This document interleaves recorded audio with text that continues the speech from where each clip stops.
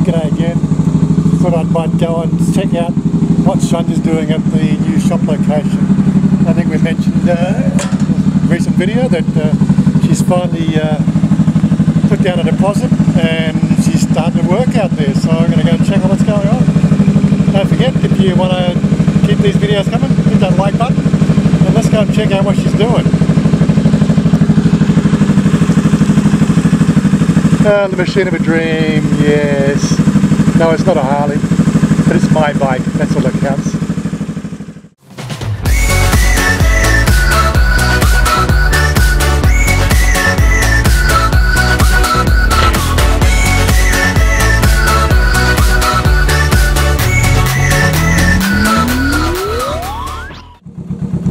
I probably should have checked the weather map to see if we're got any rain due.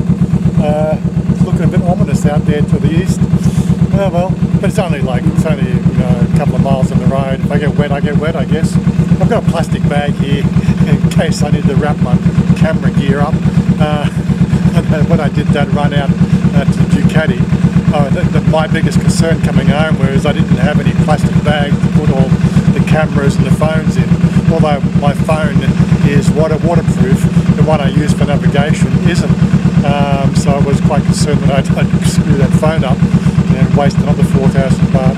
But anyway, no, it all came home pretty good that day. But now I tend to carry a plastic bag just in case. At least until the rainy season stops anyway. Oh, here we are. Looks like she's already got the guys already hard at work at it already. What you doing, Tirak? You see it? Good. Take off. You take off this one, the scraping down, yes. Good. Well, Priya, is she hard at work? Yeah, if you don't recall, this is Priya. This is the young girl that has the has lymphoma. Not stopping her from doing any work. And what are you doing, darling? You're doing sweeping up, are you? Good. And this is Priya's boyfriend. He's hard at work as well. So I think I'm going to call this probably day one of the building exercise. Because I think she was actually looking at it yesterday, but I don't think any work was actually done. This is actually the first day that they've started the preparation and the work that needs to be done. We'll keep you abreast of how things go, but we'll just sort of come around to see how she's going. Of course, I can't help. You know what it's like. It's not even charity work here in Thailand, even if it is my own girlfriend.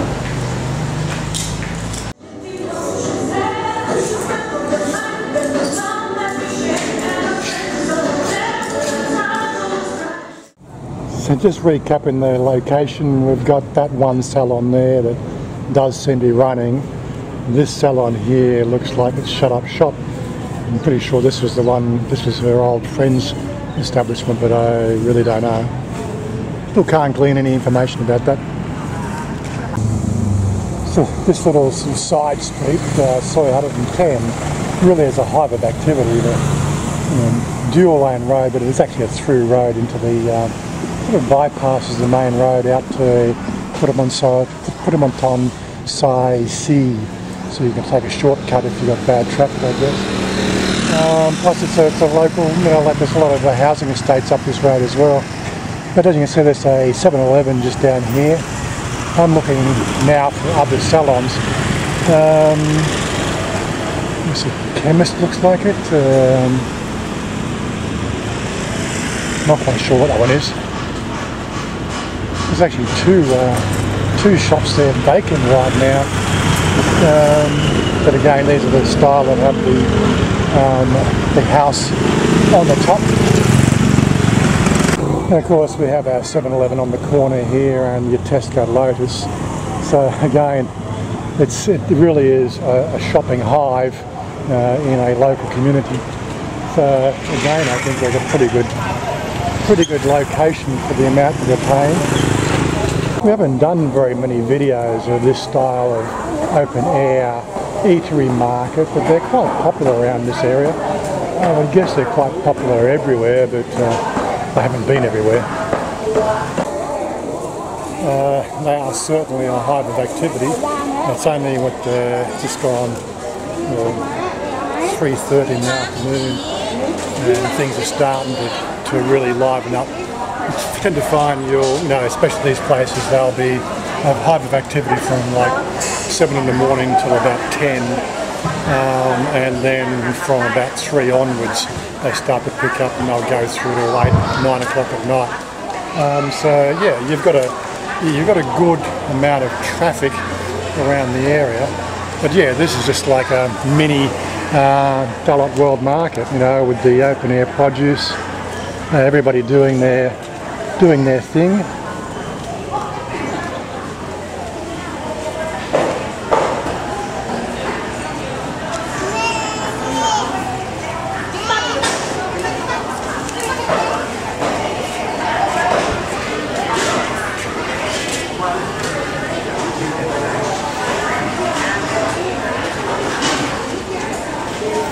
Plenty of food on offer, that's for certain. You can see on the left hand side of the market here we've got a barber shop, at least anyway. So I didn't want to look too obvious, but there's another salon just there. So that's what there's now 2 salons and a barber shop. So again, just trying to check out the lay of the land. And here we have a little gated community, similar to the sort of style of community we live in, but our gates are busted, or they just don't use them anymore. Not quite sure. I've never bothered to find out. And again, like, this is the thing about 7-Elevens. So, you find one 7-Eleven, as soon as it starts doing well, you'll find 2, 3, and 4, and 5. And there's really no management of the franchise operations in the 7-Eleven regime. We've got looks like an internet cafe here, and some cosmetics.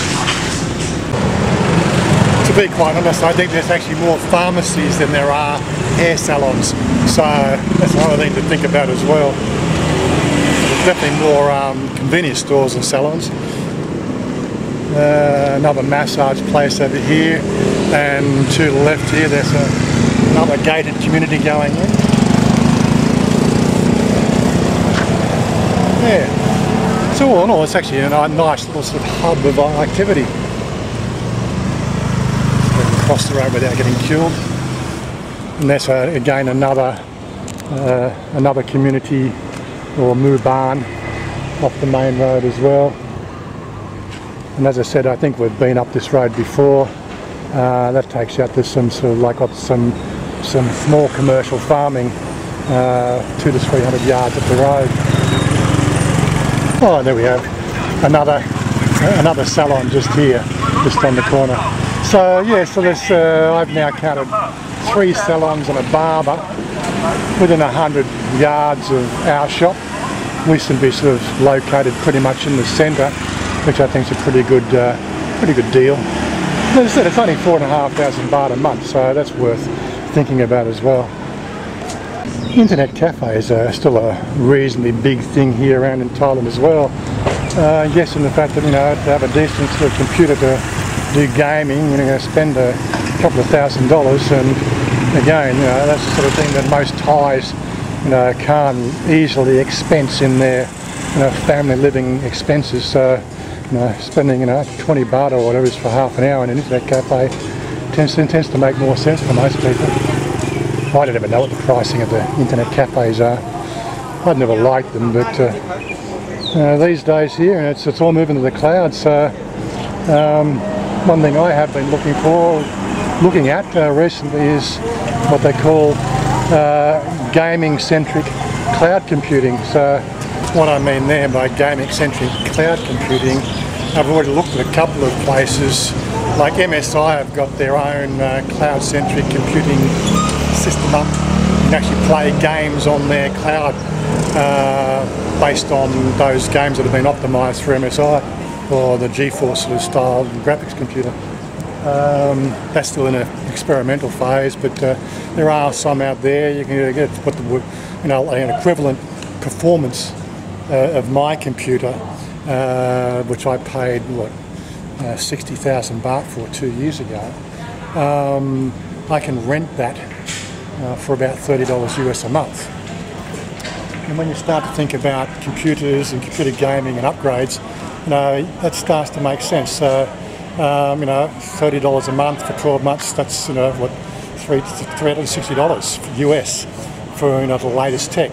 And the one great thing about doing sort of cloud computing for your gaming is the fact that they automatically get upgraded within your contract period.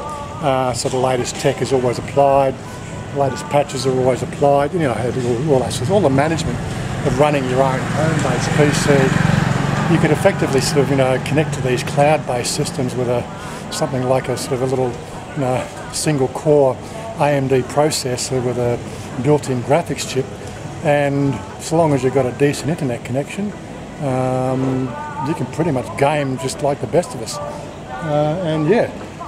When you look at the pricing of computers, you're going to have to upgrade every 2 to 3 years. Up to 3 years, that's 360, so times 3 years, that's $1,300. It's still cheaper than what I paid for my gaming rig at home. So there's obviously a lot to be said about it. I'm sure that those prices are going to become more relevant as the market starts to develop. Anyway, I'm just rambling about stuff that's probably not really relevant to her salon business, but it's again giving her some ideas of where things are going technology-wise, based with everything to do with any sort of business you want to run. You've got to use your head these days just to see what works well.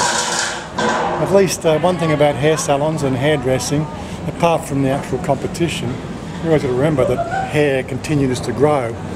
Well, until you're about 60 when it stops growing. Well, I don't think it really stops growing, it's just you've got less to cut. But women will always want to come and have their hair done, their hair straightened, their hair styled, their hair cut. It's what they call a completely repeat business. If you do a good job, people will come back. Okay, I go home now. Okay, it's okay, don't worry. And you can work more. Why you not help me for working? I cannot work. Today is so tired and you see me already. I cannot work, I cannot work, sorry darling. Cannot do volunteer work. Oh, okay. Can go, take care. I go. Okay, give money, buy something for friend. Okay, stop. Bye. You want to buy some food? Yeah, okay. Food. I do. Okay. Food. It's okay. Okay. Anyway, I'm going to finish that up here. It's only a short one today, but we'll keep you posted on how the salon goes together. Okay. Today I'm not talking a lot because I'm working. Yes. Okay. Just for stars. You're not working very hard. I cleaned before. Oh my God. Anyway, I'm going to wrap it up here and we'll catch up with you later. Bye.